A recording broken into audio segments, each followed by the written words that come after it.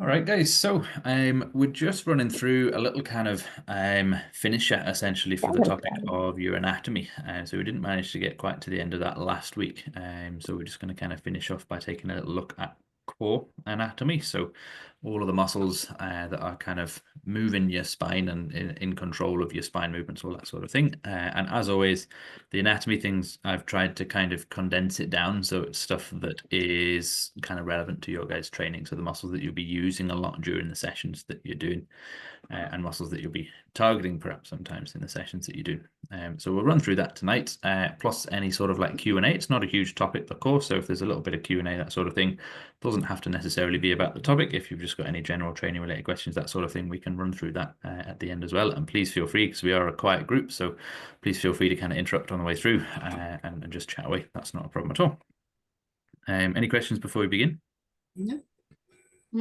No worries at all. Yeah. If you are on this for the first time, or if you're kind of tuning into this for the first time, if you're watching on catch up, it's a complex topic, your anatomy. So I don't want you to kind of worry. We're just kind of finishing it up here. So if you haven't been through anatomy before, I don't want you to worry about the kind of complexities of anatomy and all that sort of thing at this stage. You will probably learn something at the end of the session that you didn't know at the start. So that's all we want, right? That's a step in the right direction. I don't want you to get stressed by the amount of info, because there's lots and lots of opportunity to go through it multiple times. So just try and learn something that you didn't know. And that's literally all we want from these sessions. And then the more you interact, generally speaking, I think the better when it comes to learning. But if you do always prefer to sit back and listen, that is absolutely fine. So what we shall do, I'll fly through this because that's last week's. There we go. So we're going to start off just by looking at spine movements to begin with, and then we're going to chat about all the muscles that kind of cross over and are responsible for generating these movements. Okay, so first of all, what's your spine made up of? What are the bones called that your spine's made up of? Vertebrae. Vertebrae, yeah, absolutely, yeah. Everyone heard of vertebrae, yeah? Yeah, perfect. And what's kind of in between your vertebrae? What's joining your vertebrae together? Spinal cord. Say again there, Babs. Spinal cord. Spinal cord. So yeah, that does run through your vertebrae. It's not so much to kind of join it together, but that does run absolutely right the way through the middle of your kind of the kind of canal within the vertebrae there. Yeah, so absolutely, that is within it. Some sort of discs or cartilage, is it? I don't know. Yeah, discs, absolutely. Yeah, so you've probably heard of discs before in your back. It's a common thing to injure. So you've got we're looking at this person from front on. Don't worry about the muscle there. This is just an image from last week. So if we look here, we've got vertebrae. Okay, so that's these kind of big chunks of bone. And then in between your vertebrae, you've got your discs. So that's these little bits here. Your intervertebral discs, they're called. Okay. So discs are like really kind of tough tissue, essentially, that kind of holding your discs together, and they've got a little bit of squish in them, which allows movement at each segment. But as you can imagine, and as you can see looking at them there, even if they were quite squishy, it's not going to allow too much movement there. So each kind of motion segment, so each couple of vertebrae that are attached together there, you're not going to see too much movement. But because it can move at each segment, you can imagine if each segment were to move, the overall movement of the spine is quite big. Does that make sense? Yeah. So if you imagine them to kind of rotate the bottom one a little bit, and then the one above that, I'll rotate a little bit, and the one above that, I'll rotate a little bit, we end up with a big kind of turn here. So at the spine, we've got some movements. Okay, so we've got flexion extension, we've got lateral flexion, and we've got rotation. So three kind of main categories of movement. Now, with your there's obviously kind of two movements within each category there. So flexion extension is bending forwards and bending backwards. Okay, and then we've got left and right side bending, or side flexion, you can call it as well. So that's just bending to the left or bending to the right. And then we've got left and right rotation, which is obviously rotating to the left or rotating to the right. Now, why do we think it's not a particularly good diagram? If we look at the flexion extension to the one on the left there, why is that not the best?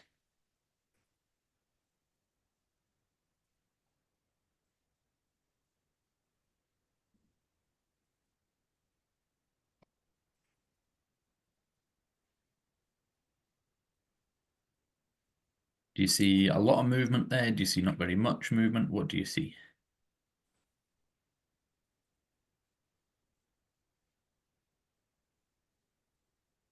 Oh, you're on mute there, Margaret. The one on the left where the person goes at 90 degrees forward, there's a lot of movement there. Absolutely, yes. There's quite a bit of movement. Where's the movement come from, though? It's come from the hip. Yeah, it's come from the hip much more than it has the spine, hasn't it? Yeah. Yeah, absolutely. So for spine movements, this isn't a great diagram. The reason that I like to leave it on is because I think it gets you thinking about that sort of thing a little bit. So not a particularly good diagram, but what would be a slightly better version of that would be if we actually got some spinal flexion going on.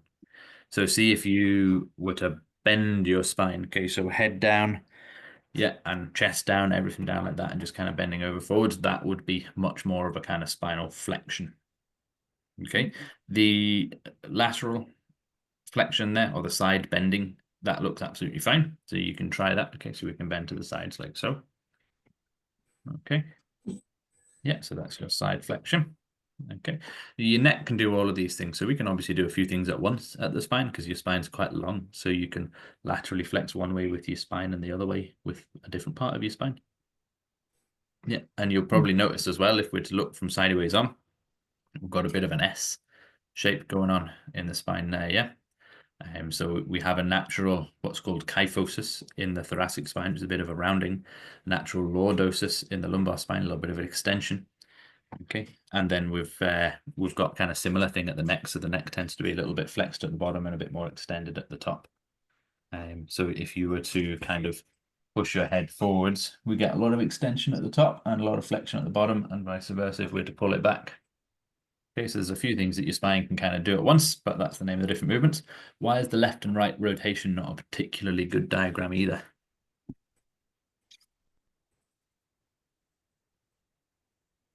Is that also from your hips?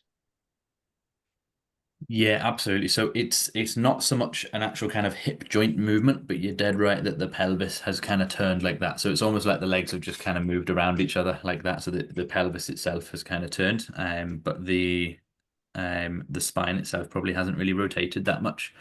So what we can do to kind of feel spine rotation a little bit better, see if you squeeze your knees together, or if you've got a cushion, you can squeeze the cushion between your knees. Just as you sat there, try this for me. So squeeze those knees together, or see if you can hold an object between your knees. Then if you pop your hands up onto your shoulders, and then try rotating in one direction. Okay, and you'll probably find that you feel that a lot more in the spine than if you were to just stand up and try and rotate, because then you get your hips going as well.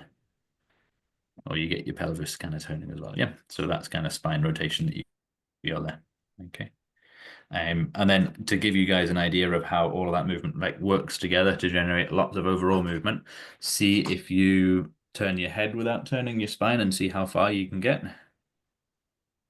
Okay, and now do that rotation with hands on the shoulders like we just did, like that. So turn the spine first and then turn the head, and you'll find that you end up much further around. Yeah, so that's your spine all kind of working together to generate one big movement. So these are the movements that we've got available at your spine. Different sections of your spine. What are they? Anyone heard of different bits of your spine?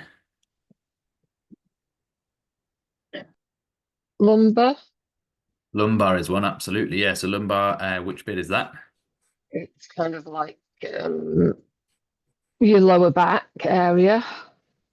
Yes, exactly. Yeah, so it's kind of the bottom 5 vertebrae just above your sacrum there. Yeah, absolutely. So lumbar spine is your lower back. Okay, and then anything else? Have you heard of any other parts of your spine? Thoracic. Thoracic, yeah, absolutely. Thoracic, so which bit is your thoracic spine? Your chest. Chest area, yeah, absolutely. So it's everything that has kind of ribs attached to it, yeah? So it's that bit in the middle, the middle 12, essentially. So the vertebrae that's got ribs sticking out and attached to it. Anything else?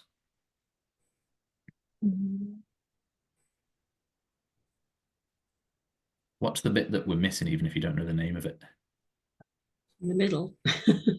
The middle would be your kind of thoracic, that bit in the middle. Oh, is it? Yeah, oh, yeah. right. Yeah, so that's the bit that joins onto your lumbar. So we've got lumbar, which is lower, and then the middle, which is thoracic. So it's your sort of like from your neck, Your neck. that Absolutely. area. Yep. So your neck is your cervical spine, which you may have. Cervical, that was it. I knew it began with a C. Yeah, there you go. Yeah. So we've got 7 vertebrae in your cervical spine. We've got 12 in your thoracic, 5 in your lumbar, and then you've got a bunch of wee ones at the bottom in your sacrum and your coccyx. So we are just going to be looking tonight mostly at your lumbar and your thoracic spine. Okay, because these, generally speaking, will be the bits that we focus on within the exercise sessions that you're doing. That's not to say that it's not good to exercise your neck as well. It can be really good. A lot of the time people find they probably don't need to because they move their necks around quite a lot on a daily basis and they have the degree of function and strength that they require on it in order to be functional and not in pain and all that sort of thing.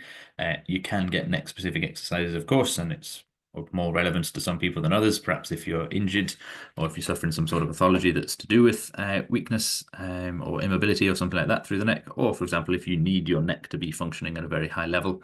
Can you think of athletes that may need the neck functioning at really high level? You're on mute there, Babs. Swimmers? Swimmers, yeah, they would need it functioning a little bit. Yeah.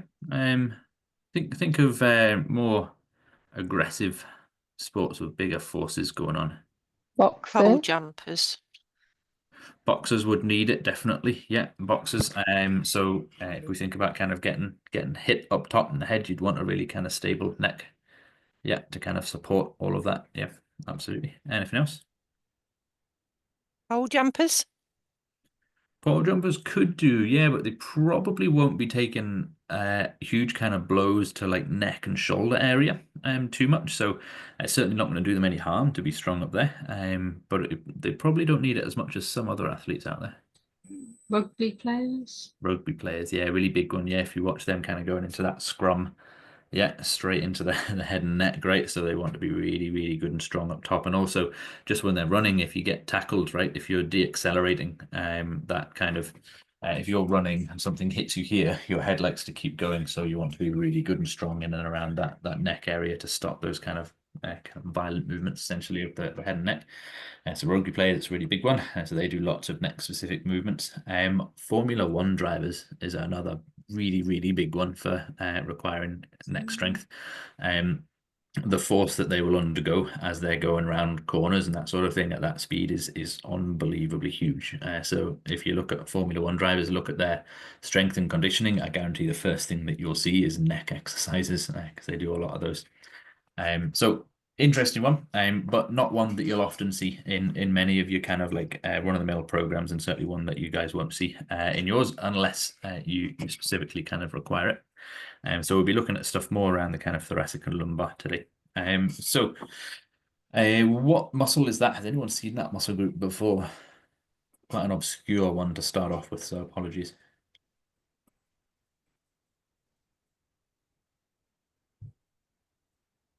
It's quite a deep muscle that we're looking at there, so it's below a lot of your other core musculature. What direction are the fibers going on that one? Horizontal.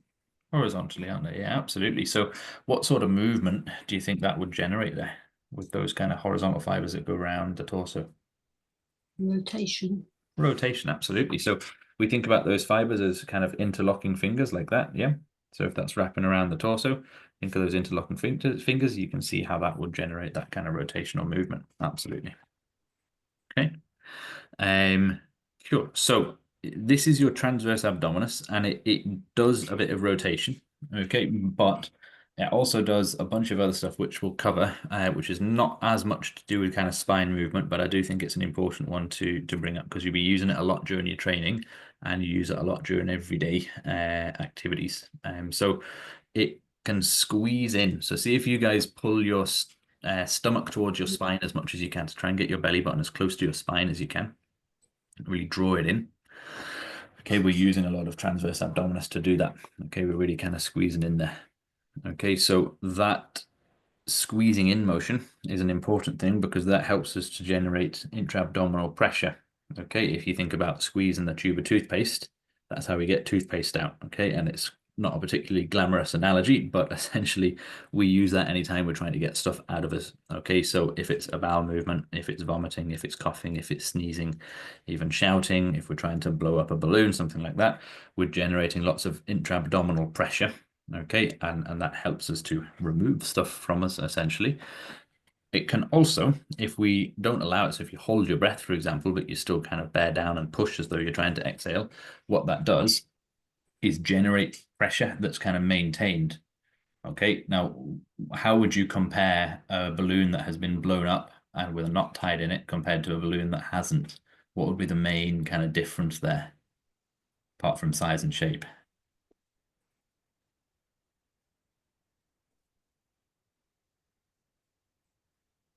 It'll be softer. Yeah, so if it's not blown up, yeah, it won't be very rigid. But if a balloon is blown up with a knot tied in it, there's lots of pressure, it's quite rigid. Yeah, so it is a bit more of a solid structure. Does that make sense? Mm. Yeah. Why might it be good for us to create that rigidity? Support the back. To support the back, absolutely, yeah.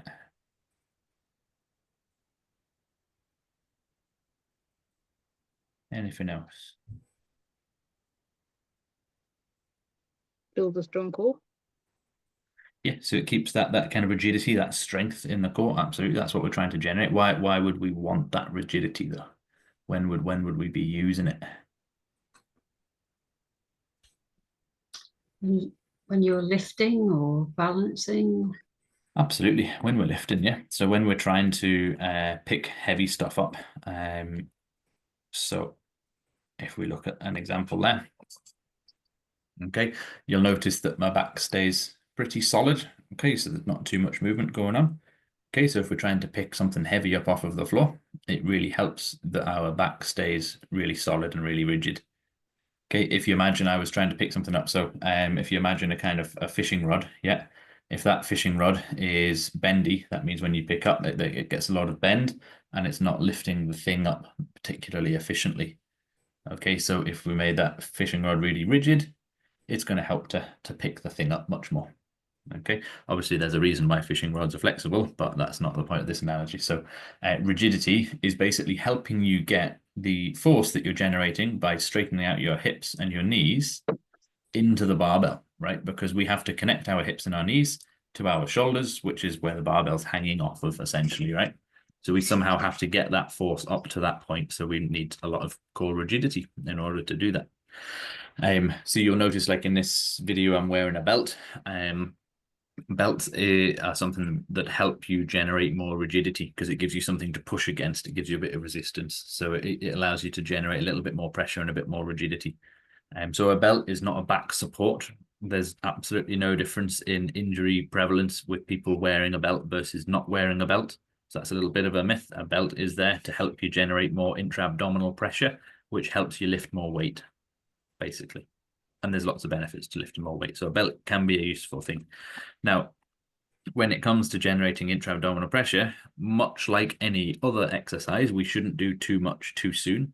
And if we have an existing injury, much like any other exercise that intra-abdominal pressure would exacerbate, then that's something that would contraindicate you generating too much intra-abdominal pressure. So what we're saying is if you have got a history of things like hernia or prolapse or anything along those lines, you would need to make sure that you're following appropriate rehabilitation protocols and building up strength gradually. Okay, that's not to say that it's not something that you should be doing at some stage, but much as any other exercise in existence, we would want to make sure that we apply progressive overload, start at an appropriate light enough weight and gradually get stronger and gradually add to that.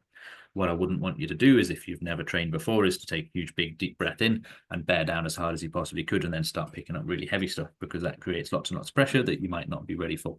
In the same way, I wouldn't want you to try and max out your bicep curl the first time you did bicep curls. Okay. So we want to make sure everything's good and strong because when we're generating that pressure, we need things to hold that pressure in at the bottom and at the top.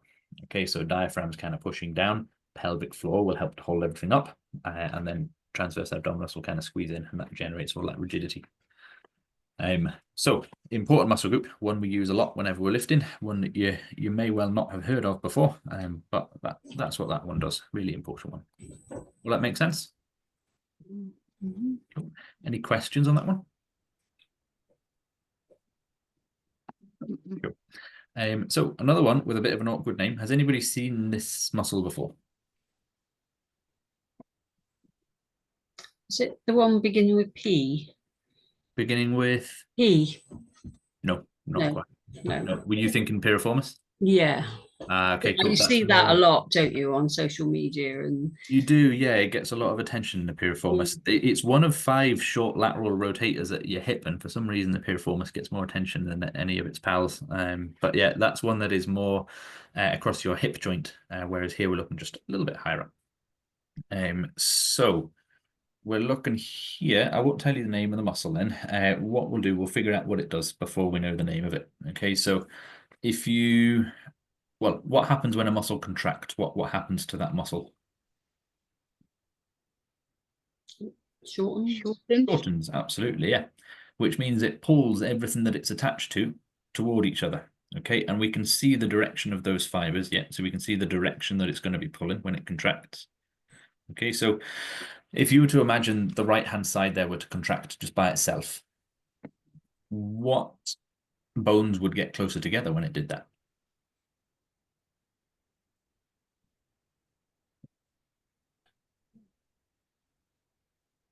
The rib and the pelvis. Exactly, yeah. The bones that it's attached to, yeah. So the rib and the pelvis. So can everybody put your rib and your pelvis closer together?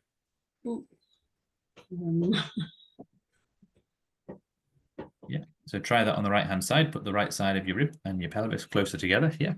And what movement have we got? Crunch or sit up. Crunch. Not quite a sit-up because you're going to the side there. So out of these movements, what have we got?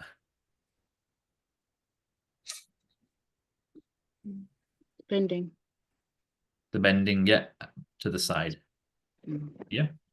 Does that make sense? Yeah. Cool.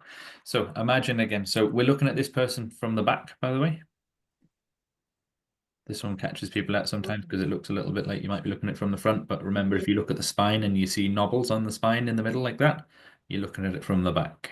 Okay, those are the little spinous processes that we see in there. So it does lateral flexion. So this is your quadratus lumborum, okay, which is a little bit of a fancy name, but when we look at it, we can figure out quite clearly the movements that it does. Yeah, lateral flexion. Okay, so if the right-hand side contracts, it's right lateral flexion. If the left-hand side contracts, it's left lateral flexion. Now, can you also imagine how often are you standing on one leg every day? Not often. Not often. How do you get about your house? Walking. Take one Shuffle. step at a time. Shuffle. Are you pogo jumping or walking? Yeah. Yeah. So if you think about, and Babs, you mentioned you did a big walk at the weekend there. How long did that walk take you? About just over an hour. Just over an hour. Okay, cool. So that means that during that walk, right, if you spent an hour walking, you've spent 30 minutes on your left leg and 30 minutes on your right leg, pretty much. Oh, okay. That kind of makes sense? Yeah. Yep. So it's something we don't even think about, but we're in single leg support, standing on one leg all the time. Every time we're moving around, going up and down stairs, walking about, we're in single limb support. So if this person were to lift their left leg up, so that's the leg that's on the left side of the screen right now, so the leg would be down here. If they were to lift the left leg up off the floor, there's nothing supporting that side of the pelvis, right? There's air underneath it. There's no pillar that your leg normally is underneath it. Okay, which means that naturally what the pelvis would want to do, so if we've got a pillar here and a pillar here and we remove this one, it naturally just wants to fall, right? That makes sense, guys? Yeah. So with that, we want to think about, we obviously can't have that whenever we're walking about. We can't have our pelvis just falling from side to side. That wouldn't be particularly handy. So in order for us to be able to walk about, we need something to hold that side of the pelvis up Yeah. Mm. So if you imagine here, we've got your QL attached to that side and to that side. So whenever you're in single limb support, the leg that's in the air, your QL is kind of holding your pelvis up on that side, together with other muscle groups that are involved with that movement, but QL is a big one that will be doing that.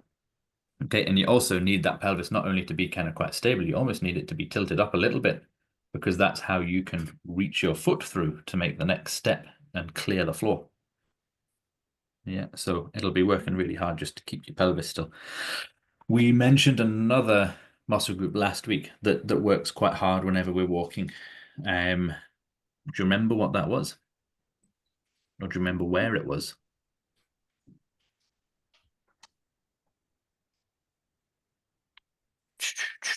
Mm. Not glutes, is it? Yeah, exactly. Yeah, so glute med and glute min. So muscles in the side of the hips. Yeah. So that's your glute medius that we're looking at there. Okay, so what your pelvis wants to do, if we were to remove this leg or this pillar, as you said, it wants to drop on that side, but it's also going to want to, imagine there's still a pillar left on this side, it wants to fall like that, essentially. If we were to remove pillar on this side, the pelvis would just go like so. Does that make sense? Mm. Just think about it like Jenga, yeah? It would just want to fall like that, okay? Which means not only do we need something to hold that side up to stop that movement, we also need something to hold this side in. Okay, so in and up to keep it in the middle. Okay, so that's what your glute med does. It contracts and that helps to keep that hip pushed in. Okay, so whenever you're on your right leg, it's your right glute med and min working hard to stop your pelvis scooting off to one side, and then your left QL holding it up like that. So as we're kind of walking and moving, we've got this kind of constant interaction going on both sides just to keep your pelvis where it should be. Together with lots of other muscle groups kind of helping, but these are some of the main ones. Does that make sense? Yeah. Yeah, cool. Okay, so what are we looking at there? Have you seen these muscles before at all? Or your abdominals.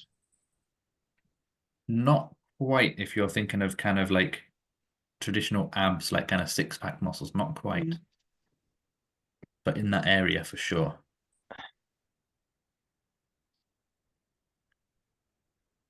I want to say lats, but that's the wrong way Yeah. round. Mm. Yeah, you're correct. It's the wrong way around. Yes, so Yeah. lats will be on the back. It's the other Absolutely. side. Yeah. Can't think what they are on the.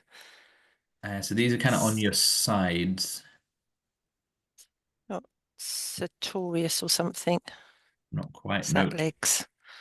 that's in your legs. Yeah, absolutely. Sartorius is the longest muscle in the body, I believe. Wait till we see it. Sartorius That's is this guy right here. Yeah. Yeah. So, have you heard of your obliques before? Yes. Yeah. Yeah. Cool. So looking at them, do you think they're responsible for just one movement or perhaps a few? A few. A few. Cool. Now they're positioned, you're absolutely correct. So they're positioned kind of on the sides and in front of you pretty much. Okay, now we've said this before with the hips. Muscles on the front move the hip forwards, muscles on the back move the hip backwards, muscles on the outside move it outwards, muscles on the inside move it inwards. All of your muscles follow quite a similar pattern like that if you can think about their position in relation to the joint. Okay, so here they're kind of on the sides and kind of on the front, not so much on the back. So with that in mind, what movements do you think they do, or what one movement do you think they don't have any part to play in, really?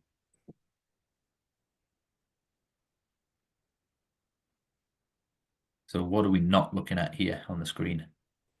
Your front, your side, or your back? Your back.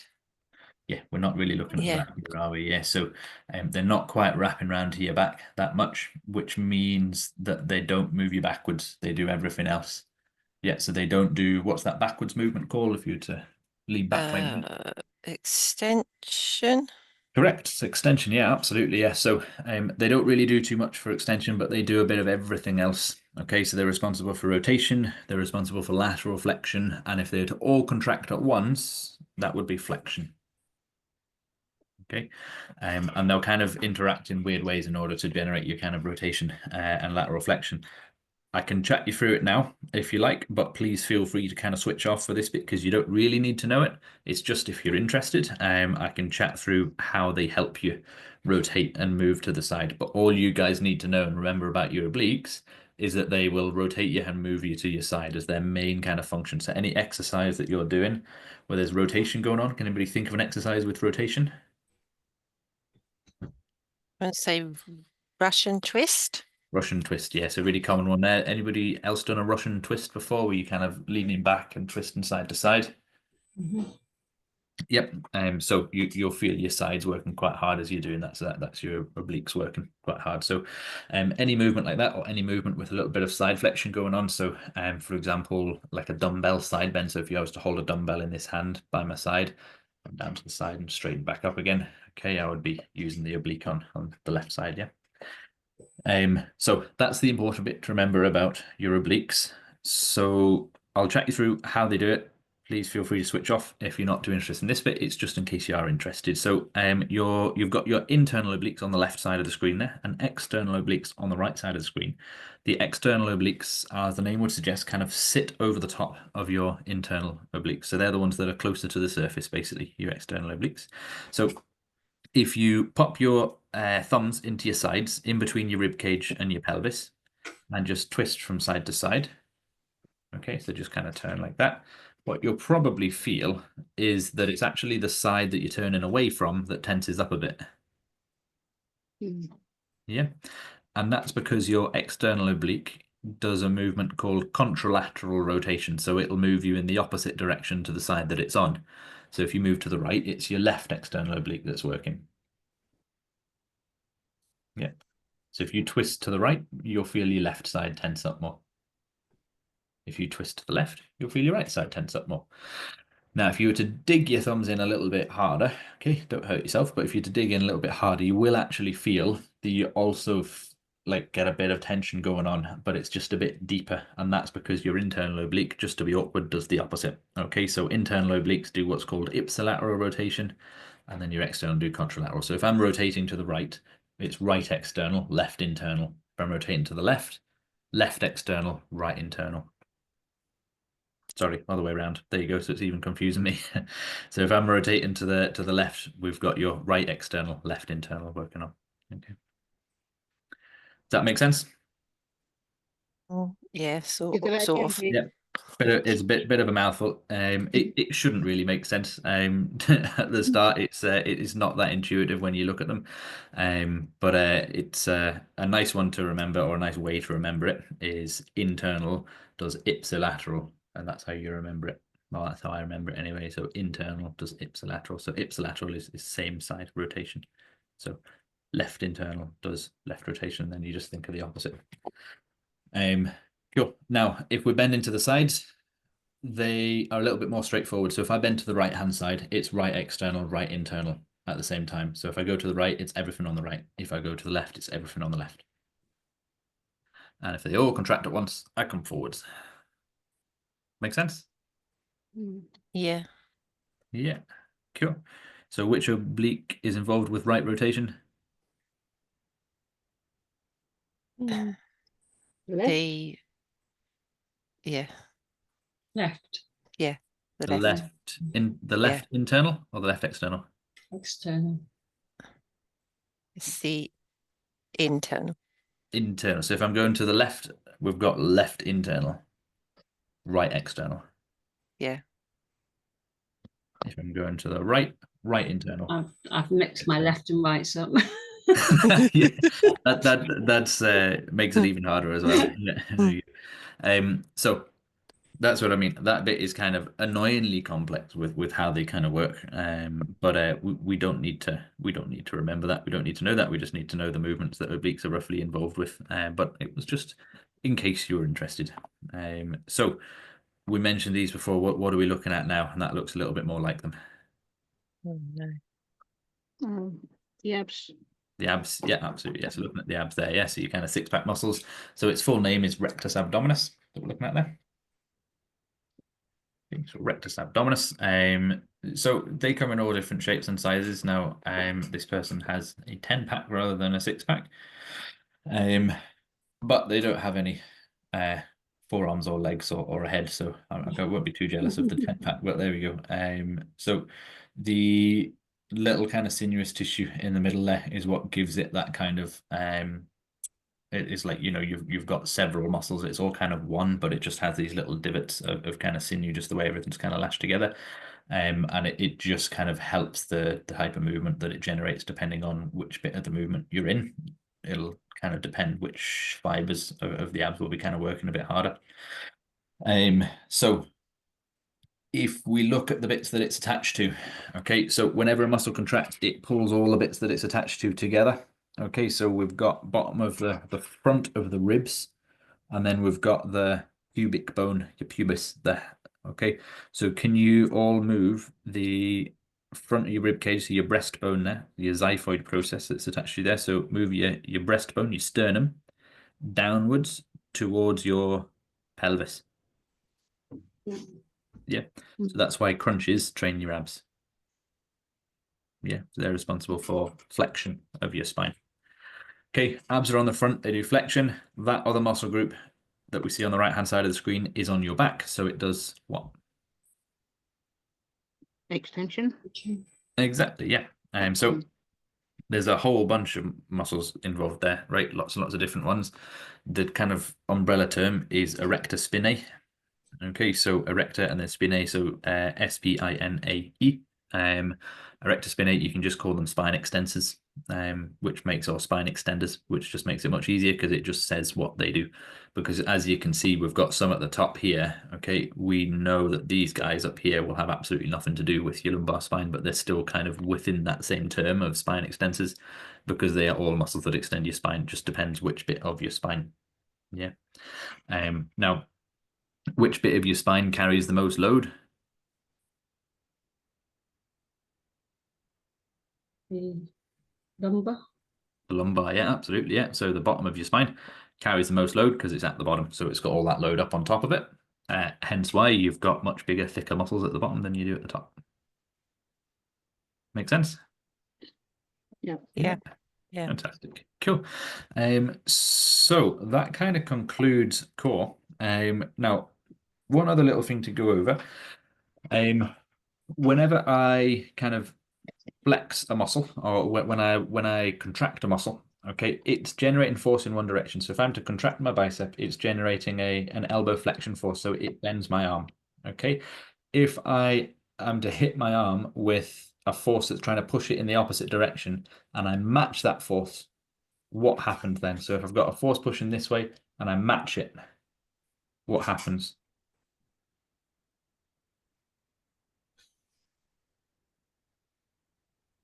Your tricep and something are working against each other. Not quite. So see if I were to stand up here. So if something's to kind of fall on my arm like that, you can see how that would kind of just straighten my arm out, yeah? Mm. Yeah.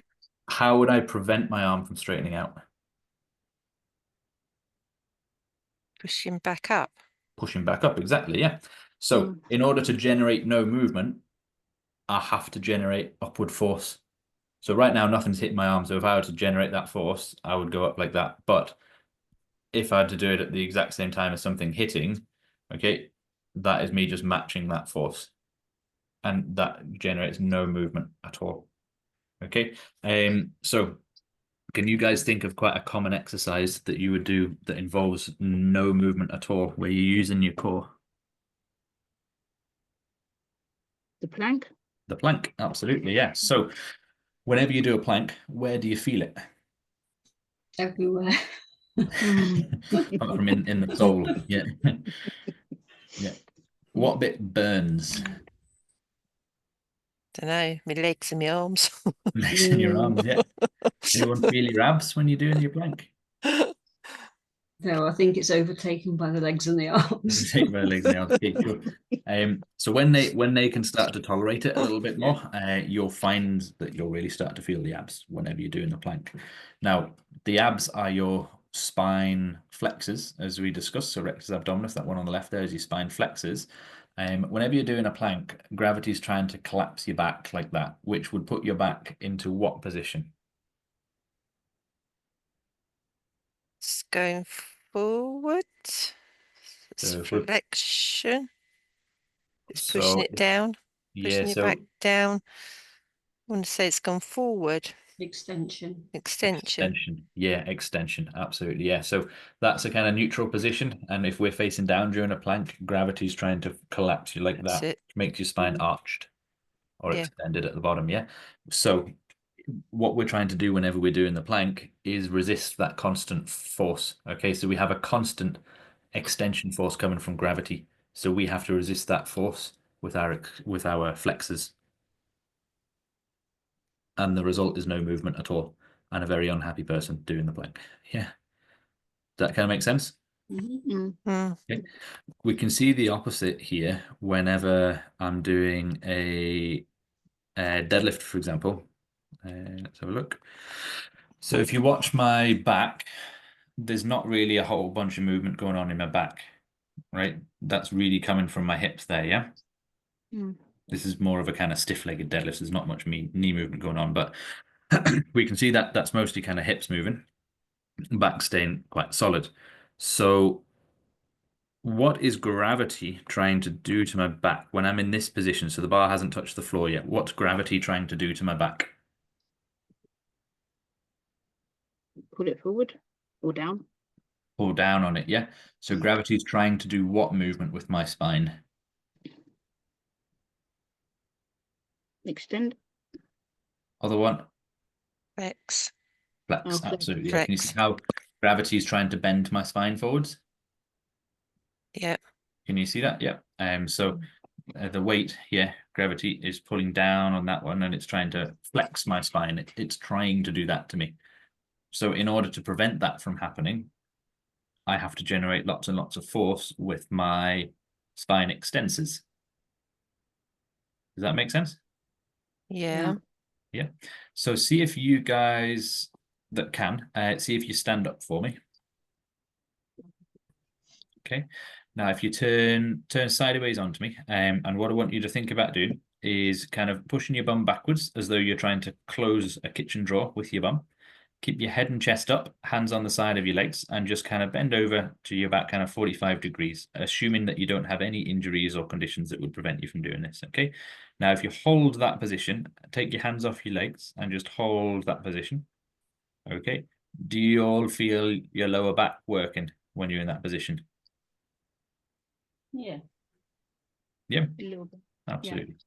Now, if I was mean enough to leave you there for much longer, you'd feel it much more, okay? But I'm not that mean, so you can relax now, okay? So that's why, essentially. So we're not really flexing our backs or anything like that. We're not really moving the spine. We've just hinged at your hips a little bit. And because we're now in that position, gravity has a lot of leverage and it's trying to bend you over and flex the spine. Okay, so you had to resist that. So in order to keep your spine still and exactly where it was, you had to use the muscles on your back, which are your spine extensors. That kind of makes sense? Yeah. Mm. Yeah, perfect. Has anybody done a bird dog row before? Yeah. I fell off the bench. Yeah, okay, it's a tough one, right? So bird dog row, we are balancing on one knee and one arm and rowing the other arm up and down, which is why you fell off there. So You you know my knees, probably- Tristan, so that's why I fell off. And some big Right. burly bloke who was lifting weights next to me basically went, "Are you all right, love?" and pulled me up off the floor. And I went, "Yes, thank you. I don't think I'll do that again." Fair enough. I fair gave enough. up. So it's a tough one, and it's quite it's a core exercise, right? So whenever we're kind of taking one leg off the floor, one hand off the floor, gravity's trying to twist you, and you have to resist that the whole time in order to stay balanced. So if you're resisting a twisting motion, you'll be using your muscles that twist you in the opposite direction to do that, which will be your obliques. Okay, so if there's a twisting motion and it's trying to force me to rotate to the right, I'm going to have to resist that with my left rotators, which is my left internal oblique, my right external oblique. That kind of makes sense? Yeah. Yeah. Fantastic. Cool. Okay. So we shall wrap up there for today, guys. Any questions after that at all? If you're doing a Russian twist, so you're sat on the floor and doing a Russian twist, Mhm. what you can go from side to side, but then you fall backwards. What's not strong enough to stop you from falling back when you're doing that? Something's Yeah, so there'll be an element of balance involved. So it's not always just going to come down to kind of like strength and muscle activation. Like if you're off balance, you're off balance. And there's not a lot that you can do about that. So if you just go too far back, then no matter how hard you're you gonna contract go. anything, that's you away. But if you think about the kind of position that you're in, you're constantly trying to prevent that back extension when you're doing a Russian twist. You're trying to like hold a crunch position almost and then twist Yeah. side. So if we're constantly holding that flexion position against gravity, that means our spine flexors are working, which is your abs. So rectus abdominis will work quite hard in a Russian twist as well. Right. Okay. Yeah. Need to keep practicing. Yeah, it's a good one for sure. Cool. Any other questions, guys? It doesn't have to be about tonight's topic. It can be just about training in general. I was going to ask about starting to do deadlifts. I think before you said about sending a video just to check sort of form and everything. But I was also interested in how many sort of reps do you do with, you know, when you're sort of just thinking, oh, that's quite heavy, I'll do that. But how many times would you sort of... Yeah, how many times would you do it? Yeah. I'd like anywhere between kind of like 5 and 8 reps to start off with. I think that's quite a nice place to start. It's not so many reps that you just end up focusing on just ticking the box and getting the reps done. It's not so few that you don't really get a chance to practice the techniques and all that sort of thing. So somewhere between 5 and 8 is quite good. That's quite a nice rep range for developing strength as well. So there's nothing stopping you staying between 5 and 8 reps for months, years of training even, and you probably find you can just build up and up and up within that kind of range. Yeah, 5 to 8 is a nice one. I don't know how far I'll get with it because the one in the gym, I don't like the where it is and the way it's set up. So it's I've got weights at home, but only up to about 40k, I think, kg or whatever it is. But I think the addiction of seeing the numbers go up and getting stronger will make you want to use the gym one. Even if you don't like the setup that much, you'll probably want to go and use it. That's my prediction. Well, we'll see. I'll see if you heard it here first. Wrong. Yeah, that's it. But yeah, start in a way that you're comfortable with and just build up by bit. And don't rush it with deadlifts. Just build up bit by bit. Kettlebell deadlift is a really nice way to start as well. If you're worried about kind of barbell, anything like that, you can just start with a weight between your legs and just kind of stand up with it essentially. That's a really nice way just to kind of begin deadlifts and just get the hang of picking heavy stuff up off the floor, and then we can just kind of build it up gradually from there. Yeah. Cool. Any more questions, guys?